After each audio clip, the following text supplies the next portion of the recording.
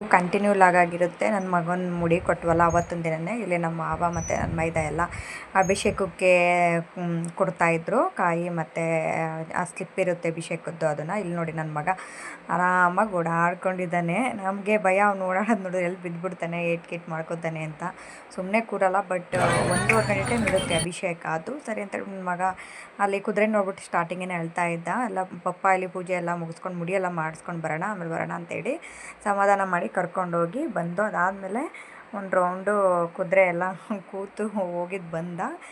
ಮತ್ತು ನಾವು ವಾಪಸ್ ದೇವಸ್ಥಾನಕ್ಕೆ ಒಳಗಡೆ ಬಂದು ಇನ್ನು ಅಭಿಷೇಕ ನಡೀತಾನೆ ಇತ್ತು. ನಿಜವಾಗ್ಲೂ 2 ಕಣ್ಣು ಸಾಲಲ್ಲ ಅಂತಲೇ ಹೇಳ್ಬೋದು ಅಭಿಷೇಕ ಮಾಡೋದು ನೋಡೋದಕ್ಕೆ. ತುಂಬ ಜನ ಇರ್ತಾರೆ, ಸಿಕ್ಕಾಪಟ್ಟೆ ಜನ ಇರ್ತಾರೆ. ಅದರಲ್ಲೂ ಸಾಟರ್ಡೆ ಸಂಡೇ ಅಂತೂ ಸಿಕ್ಕಾಪಟ್ಟೆ ರಶ್ ಇರುತ್ತೆ. ಹೆವಿ ಕ್ಯೂ ಸಿಸ್ಟಮ್ ಇರುತ್ತೆ. ಅಲ್ಲಿ ನೋಡಿ ಎಷ್ಟು ಜನ ಇರ್ತಾರೆ. ಕ್ಯೂ ಅಂದರೆ ಸ್ವಲ್ಪ ಮಧ್ಯಾಹ್ನ ಆದಮೇಲೆ ಸಂಜೆಗೆಲ್ಲ ಸ್ವಲ್ಪ ರಶ್ ಕಡಿಮೆ ಆಗುತ್ತೆ. ಸಂಜೆ ಮೇಲೆ ಏನು ತೊಂದರೆ ಇಲ್ಲ, ಒಂದು 3 ಗಂಟೆಗೆಲ್ಲ ಆರಾಮಾಗಿ ಹೋಗ್ಬೋದು. ಬಟ್ ಬೆಳಗ್ಗೆ ಟೈಮೆಲ್ಲ ಮಧ್ಯಾಹ್ನ ತನಕ ಸಿಕ್ಕಾಪಟ್ಟೆ ರಶ್ ಇರುತ್ತೆ.